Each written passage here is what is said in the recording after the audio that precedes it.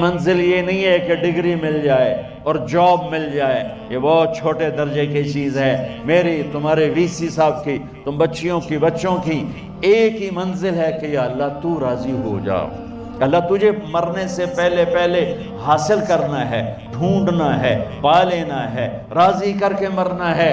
لیتک تحلو والایام مریرۃ ولیتک ترضی والانام غضاب ولیت الذی بینی وبینک عامر وبینی وبین العالمین خراب ولیت الشراب من ودادک صافیا وشربی من ماء المعین السراب فاذا صح منک الود فالکل حین وکل الذی فوق التراب التراب۔ اللہ کو پاتے ہوئے جو سودا کرنا پڑے کر جاؤ۔ عبداللہ بن حذیفہ کو رومیوں نے پکڑ لیا، صحابی ہیں، ان کو آگ میں ڈالنے لگے تو وہ رو پڑے، تو لوگوں نے رومی بادشاہ سے کہا کہ یہ رو پڑا ہے، ڈر گیا ہے، ان کا لے آؤ، میرے پاس لے آؤ۔ ان کو واپس لائے تو رومن بادشاہ نے پوچھا کیوں روئے ہو، موت سے ڈر گئے ہو؟ کہنے لگے موت تو ہمارے لیے سب سے بڑا تحفہ ہوتا ہے، میں اپنی بے بسی پہ رویا ہوں۔ کہ کیا بے بسی ہے؟ کہ بے بسی یہ ہے کہ ایک جان ہے، آگ میں گرتے ہی جل کے راکھ ہو جائے گی، کاش میرے جسم پر جتنے بال ہیں اتنی میری پاس جانیں ہوتی اور میں ایک ایک جان کو اللہ کے نام پہ قربان کرتا۔ آج مرنے کا مزہ نہیں آ رہا، اس پہ رویا ہوں۔ تو بادشاہ اتنا حیران ہوا، انہوں نے کہا تو میرا ماتھا چوم دے اور میں تمہیں آزاد کرتا ہوں۔ تو اس کا ماتھا چوما، انہوں نے چھوڑ دیا۔ 2000 سال پیچھے چلے جائیں، فرعون دنیا کا واحد انسان ہے جس نے کہا انا ربکم الاعلی، میں سب سے بڑا رب ہوں، اور اپنے آپ کے رب ہونے کا دعویٰ انسانوں میں صرف فرعون کا ہے۔ اس کی باندی مسلمان ہو گئی، موسیٰ علیہ السلام کا کلمہ پڑھ لیا، ایمان چھپتا نہیں، وہ پتہ چل گیا۔ فرعون نے اس کو پکڑوایا، اس کی 2 بچیاں، ایک دودھ پیتی ایک ساتھ چلتی، اور اس نے اپنے دربار میں کڑاہ میں تیل ڈلوایا، نیچے آگ لگوائی، تیل ابلنے لگا۔ جب وہ پوری طاقت سے ابلنے لگا تو اس نے فرعون نے اس عورت سے، اس باندی سے کہا یہ آگ تیرے سامنے ہے، جلتا ہوا تیل، موسیٰ کے رب کو مانے گی تو پہلے تیری بچیوں کو جلاؤں گا پھر تجھے جلاؤں گا، اور اگر مجھے رب مانے گی تو تیرے گھر کو سونے چاندی سے بنا دوں گا، تیرے گھر کو سونے چاندی سے بھر دوں گا۔ اللہ کا پا لینا یہ میری آپ سب کی معراج ہے، اور اللہ کو کھو دینا میرے آپ سب کے لیے ہلاکت اور تباہی ہے۔ سنو اس نے کیا کہا۔ اللہ نے اپنی محبت کو ماں سے تشبیہ دی ہے، باپ سے نہیں دی، اور چھوٹا بچہ زیادہ ممتا کو لیتا ہے۔ وہ کہنے لگی فرعون یہ تو میری 2 ہیں، میری 100 ہوتی تو اللہ کے نام پہ آج میں قربان کر دیتی۔ فَقْضِ مَا أَنْتَ قَاضٍ، کر جو تجھے کرنا ہے۔ تو پاگل ہو گیا، غصے میں کہنے لگا اس کی بڑی بیٹی کو ڈال دو۔ تو انہوں نے اس کو یوں ٹانگوں سے پکڑا اور وہ چیختی چلاتی ہوئی تھی۔ ماں کا ایک بول اس کی جان بچا سکتا تھا، اور پھر گھر جا کے توبہ کر لیتی اور کہتی یا اللہ مجھے معاف کر دے، میں نے کلمہ کفر کہا۔ اس کو ٹانگوں سے پکڑا ہوا ہے، اس کے ہاتھ نیچے جھول رہے ہیں، اور وہ اماں بھی کہہ رہی کہ مجھے بچا لو۔ ماں نے اپنی آنکھوں سے بچی کو تیل میں یوں ڈوبتے دیکھا، اور پھر وہ ابھری جیسے مچھلی تلنے کے لیے، جیسے مچھلی تلی جاتی تو باہر آ جاتی، اوپر آ جاتی، تو وہ ایسے بلبلے اٹھ رہے تھے۔ وہ ایک ہی لمحے میں اس کی تو جان گئی، ایک آنسو کا قطرہ اس نے نہیں نکلنے دیا اپنی آنکھوں سے، اور اپنے دل کو جب مضبوط کیا تو میرے رب کی غیرت، میرے رب کی رحمت محبت حرکت میں آئی۔ اللہ نے ماں کی آنکھوں سے پردہ ہٹا دیا، اور ماں نے اپنی بیٹی کی روح کو نکلتے دیکھا، اور وہ کہہ رہی ہے اصبری یا فَإِنَّ لَكِ مِنَ الْأَجْرِ كَذَا وَكَذَا۔ ماں جی ڈرنا نہیں، صبر کرو، جنت تیار ہے، جنت تیار ہے۔ معصوم بچی کو تو پتہ بھی نہیں تھا کہ کیا ہونے والا ہے، اس کو پکڑ کے یوں ڈالا، اس کی تو آہ بھی نہ نکلی، اور وہ مچھلی کی طرح تلی گئی۔ اب پھر ماں کا کلیجہ پھٹا، اللہ نے پھر آنکھوں سے پردہ ہٹایا، اور انہیں اپنی بچی کی روح کو نکلتے دیکھا، اور وہ کہہ رہی اسبری یا فإن لک من الاجر کذا و کذا، ماں جی تھوڑی دیر کا صبر، جنت تیار ہے، جنت تیار ہے، جنت تیار ہے۔ اللہ کو پایا سب کچھ پایا، اللہ کو کھو دیا سب کچھ کھو دیا۔ جب اس کو پکڑ کے لے جانے لگے، اس نے فرعون کو دیکھا، فرعون اس کی آنکھوں میں آنکھیں نہیں ڈال سکا، نظریں نیچے ہوں گی اس کی۔ کہنے لگی میری ایک بات مانو گے، میری ایک خواہش پوری کرو گے؟ فرعون نے پوچھا کیا؟ کہ جب میں بھی جل جاؤں تو میری اور میری بچیوں کی ہڈیوں کو اکٹھے دفن کرنا، باہر پھینک نہ دینا، دفنا دینا۔ فرعون نے کہا تمہاری یہ خواہش پوری کی جائے۔ انہوں نے کہا پہ پیچھے ہٹ جاؤ، میں نے اللہ کو جان دینی ہے، مجھے دھکا دینے کی ضرورت نہیں ہے، میں اپنے اللہ سے ملنے جا رہا ہوں۔ سبحان اللہ، جب اللہ مطلوب ہوتا ہے تو موت محبوب بن جاتی، جب اللہ کی نافرمانی ہوتی ہے تو موت سے نفرت ہو جاتی ہے، مرنا عذاب نظر آتا ہے۔ وہ چھلانگ مار گئی، اللہ اکبر کا نعرہ لگاتی ہوئی، ہڈیاں ادھڑ گئیں، گوشت ادھڑ گیا، ہڈیاں باقی رہ گئیں۔ فرعون نے کہا ایک ہی جگہ ڈال دو، سب کو دفن کر دو۔ دفن 2000 سال کے بعد، بچوں بچیوں 2000 سال کے بعد، موسیٰ علیہ السلام کے 2000 سال کے بعد جناب رسول اللہ صلی اللہ علیہ وسلم دنیا میں تشریف لائے۔ 40 سال کی عمر میں نبوت ملی، 50 سال کی عمر میں معراج ہوا، 2050 سال کے بعد میرے نبی کی سواری بیت المقدس جا رہی ہے، اور بیت المقدس پر جب وہ اوپر پہنچے ہیں تو مصر وہاں سے قریب ہو جاتا ہے۔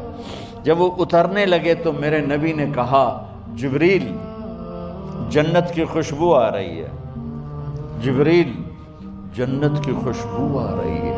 کہاں سے آ رہی ہے؟ ابھی تو جنت اوپر ہے، ابھی تو اوپر جانا ہے، تو یہ زمین سے جنت کی خوشبو کیا آ رہی ہے؟ تو جبریل نے عرض کی یا رسول اللہ، فرعون کی ایک باندی تھی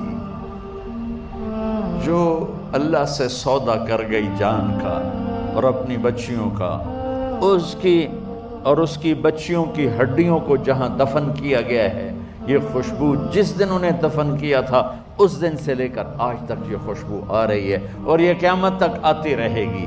اللہ اپنے نام پہ قربان ہونے والوں کی یوں قیمت لگاتا ہے، پہلے اپنی منزل طے کرو، پہلے اپنی منزل طے کرو، پہلے اپنی منزل طے کرو کہ مجھے اپنی زندگی کی سے لینا کیا ہے، مجھے اللہ کو پانا ہے، مجھے اللہ کو پانا ہے۔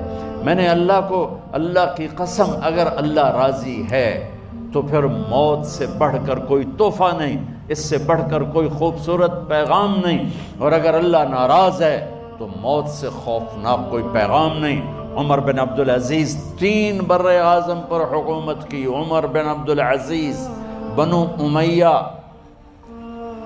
مروان 9 مہینے حکومت کی، اس کا بیٹا عبد الملک بن مروان 21 برس حکومت کی، اس کا بیٹا ولید 10 سال حکومت کی، اس کا بیٹا سلیمان 2.5 سال حکومت کی۔ اسی تخت پر بیٹھے عمر بن عبدالعزیز۔ پہلے چاروں نے اللہ کے شریعت کو قربان کیا حکومت کے لیے، عمر بن عبدالعزیز نے اپنے آپ کو قربان کیا اللہ کے لیے، حکومت کو پاؤں کے تلے رکھا اور اللہ کی رضا کو سامنے رکھا۔ ان کو زہر دیا گیا، جب ان کی موت کا وقت قریب آیا تو انہوں نے رجا بن حیوہ کو بلایا۔ سننے والی بات ہے بچوں، ان سے فرمانے لگے سنو، میں نے 3 بادشاہوں کو قبر میں اتارا۔ اب بچیاں تو قبرستان جاتی نہیں، ہم تو اپنے ہاتھوں سے قبر میں اتارتے ہیں اور اوپر مٹی ڈالتے ہیں اور اوپر اینٹیں ڈالتے ہیں اور پھر منو مٹی میں دبا کے واپس آتے ہیں۔ یہ منظر آپ بچیوں کے تو دیکھنے کا بھی نہیں ہے۔ وہ کہنے لگے میں نے 3 بادشاہوں کو مٹی میں ڈالا، لیکن ان کے کفن کی گرہ کو جب کھول کے دیکھا تو ان کے چہرے قبلے سے ہٹ چکے تھے اور رنگ ان کے کالے پڑ چکے تھے۔ ولید بن عبد الملک، سلیمان بن عبد الملک، عبد الملک بن مروان، عبد الملک باپ ولید بیٹا، سلیمان بیٹا، یہ تینوں کا ان کے چہرے کالے ہو گئے تھے اور ان کا قبلے سے منہ پھر گیا تھا۔ اب میں مرنے لگا ہوں، مجھے پہلے ضرور چیک کرنا کہ میرا اللہ میرے ساتھ کیا کرتا ہے۔ پہلے تینوں کی ظلم کی حکومت تھی، ان کے چہرے قبلے سے کیوں ہٹ گئے؟ آپ کو عجب بات بتاؤں، ولید بن عبد الملک روزانہ تہجد میں کھڑے ہو کے 10 سپارے پڑھتا تھا، 10 سپاروں کی تلاوت تہجد میں کرتا تھا کھڑے ہو کے، اور قبلے سے چہرہ ہٹ گیا۔ سلیمان بن عبد الملک تہجد گزار، چہرہ قبلے سے ہٹ گیا، ظلم کیا، ظلم کیا، ظلم کیا، خون کو پانی بنا دیا، حکومت پر شریعت کو قربان کیا، رشتے ناتوں کو قربان کیا۔ اللہ نے قبلے سے چہرے، نمازیں منہ پہ مار دی، روزے منہ پہ مار دیے، حج زکاتیں منہ پہ مار دی، تہجد ان کے منہ پہ مار دی، اور ان کے چہروں کو قبلے سے ہٹا دیا اور رنگ کالے کر دیے۔ عمر بن عبدالعزیز نے اسی سلطنت کو عدل سے بھر دیا، اسی سلطنت کو عدل سے بھر دیا۔ کیسی سلطنت کی؟ جب گورنر تھے تو 60 اونٹوں پہ سامان چلتا تھا، جب امیر المومنین بنے تو بچے کہنے لگے ماں سے، بچے بچیاں 12 تھے، ماں سے کہنے لگے کہ عید کا موقع آ رہا ہے، ابا سے کہو ہمیں نئے کپڑے تو لے کر دیں۔ ان کی ماں کا نام ہے فاطمہ، بچوں کی ماں کا نام فاطمہ بنت عبد الملک۔ یہ دنیاوی سٹیٹس میں سب سے بڑی خاتون گزری ہے، آج تک اس کے لیول کی کوئی عورت نہیں آئی۔ دادا بادشاہ، باپ بادشاہ، 4 بھائی بادشاہ، 6 خامند بادشاہ، 7 نسبتوں سے یہ عورت شہزادی رہی ہے۔ حضرت عمر گھر آئے، بیگم نے کہا بچے کپڑے مانگ رہے ہیں۔ حضرت عمر کہنے لگے میرے پاس تو پیسے نہیں ہیں، تنخواہ میں تو مشکل سے روٹی پوری ہوتی ہے، کہاں سے لے کر دوں؟ تو تھوڑی دیر خاموش رہی بیگم، پھر کہنے لگی آپ ایسا کریں اگلے مہینے کی سیلری ایڈوانس لے لیں، اس سے میں کپڑے لے لیتی ہوں اور روٹی کا خرچہ میں مزدوری کر کے گھر بیٹھے مزدوری کر کے چلا لوں گی، آپ 1 مہینے کی تنخواہ ایڈوانس لے لیں۔ حضرت عمر بن عبدالعزیز واحد خلیفہ ہیں جن کے دور میں 3 براعظم میں زکوٰۃ لینے والا باقی نہیں بچا تھا۔ یہاں لاہور بھی ان کی حکومت کے نیچے تھا، جنوبی اسپین فرانس ان کی حکومت کے نیچے تھا، کاشغر تک ان کی حکومت کے نیچے تھا، استنبول کے دروازوں تک ان کی حکومت تھی۔ 3 براعظم میں ایک آدمی زکوٰۃ لینے والا نہ بچا، اور اپنا حال یہ ہے کہ بیگم سے کہہ رہے ہیں پیسے کوئی نہیں، کپڑے کہاں سے لے کر دوں؟ اور بیگم طریقہ بتا رہی ہے کہ آپ اگلے مہینے کی تنخواہ ایڈوانس لے لیں، اس سے میں کپڑے لے لوں گی، اور چولہے کا خرچہ، روٹی کا خرچہ میں گھر بیٹھ کے مزدوری کر کے کما لوں گی۔ تو حضرت عمر کہنے لگے ہاں یہ ٹھیک ہے۔ باہر آئے وزیر خزانہ مزاحم، انہیں بلایا کہ بھائی ہمیں اگلے مہینے کی تنخواہ ایڈوانس چاہیے، یہ تنخواہ والے لوگ بیٹھے ہوئے ہیں تنخواہیں لیتے ہیں۔ اس نے کاغذ قلم آگے رکھ دیا، کہا حضرت یہاں لکھ کے دے دیں آپ 1 مہینہ زندہ رہیں گے میں تنخواہ دے دیتا ہوں، اب مجھے لکھ کے دے دیں آپ 1 ماہ زندہ رہیں گے میں آپ کو تنخواہ دے دیتا ہوں۔ چپ کر کے اٹھے، ایک لفظ نہیں بولے، گھر گئے۔ حضرت اپنی بیگم فاطمہ سے کہا بیگم بچوں سے کہہ دو کہ باپ کے پاس کپڑے لے کر دینے کی سخت نہیں ہے، اور خزانے ایسے بھرے پڑے تھے کہ زکوٰۃ لینے والا کوئی نہیں تھا۔ عید کی نماز ہوئی، نماز کے بعد جب ساری فیملی ملنے آئی اور بچے بھی ملنے آئے تو ان کو دیکھ کر ان کی آنکھوں میں آنسو آ گئے۔ کہنے لگے بچوں آج تمہیں دکھ تو ہوگا اپنے باپ پر کہ ایک جوڑا کپڑا بھی لے کر نہ دیا عید کا۔ تو ان کے ایک بیٹے نے کہا ابا جان آج ہم بڑے خوش ہیں، ہمارا سر اونچا ہے کہ ہمارے باپ نے مسلمانوں کے مال پہ ڈاکہ نہیں ڈالا، ہمیں قربانی کا بکرا بنایا، لیکن مسلمانوں کے مال میں خیانت نہیں کی۔ یہ ان کا طرز حکومت تھا، اس طرح انہوں نے حکومت کی۔ گھر میں تشریف لائے تو بیٹیوں سے بات کی تو انہوں نے منہ پہ ایسے دوپٹہ رکھا ہوا، منہ پہ دوپٹہ رکھ کے بات کریں تو فرمانے لگے کپڑا تو ہٹاؤ، دوپٹہ کیوں رکھا ہوا ہے؟ تو گھر کی خادمہ زور زور سے رونے لگی، کہنے لگی امیر المومنین آج آپ کی بیٹیوں نے کچا پیاز توڑ کے روٹی کھائی ہے تو وہ اس کی بو ہے منہ میں، آپ کو بو سے نفرت ہے اس لیے منہ پہ کپڑا رکھ لیا ہے۔ تو حضرت عمر اتنا روئے کہ ان کی داڑھی تر ہو گئی۔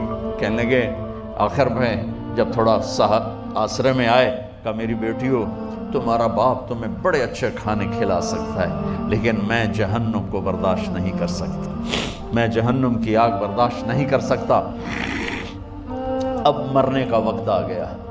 جب وہ گورنر تھے تو 60 اونٹوں پہ ان کا سامان چلتا تھا، اور جب وہ امیر المومنین بنے تو عیادت کے لیے لوگ آ رہے تھے، تو سالے عیادت کے لیے آئے، فاطمہ کے بھائی، کپڑے دیکھے امیر المومنین کے تو بہن کو ایک طرف کر کے فرمایا، بڑے نیک سرداروں میں سے تھے یہ مسلمہ بن عبد الملک، کہنے لگے امیر المومنین کے کپڑے تبدیل کروا دو، لوگ پوچھنے آ رہے ہیں تو میلے کپڑے اچھا نہیں لگتا۔ کہا جی بھائی کرواتی ہوں۔ اگلے دن جب وہ حال پوچھنے آئے تو پھر وہی کپڑے تھے، تو انہوں نے ان کو الگ جا کر کہا بہن میں نے تمہیں کہا تھا کپڑے بدلوا دیتی، کیوں نہیں بدلوائے؟ تو وہ رونے لگی،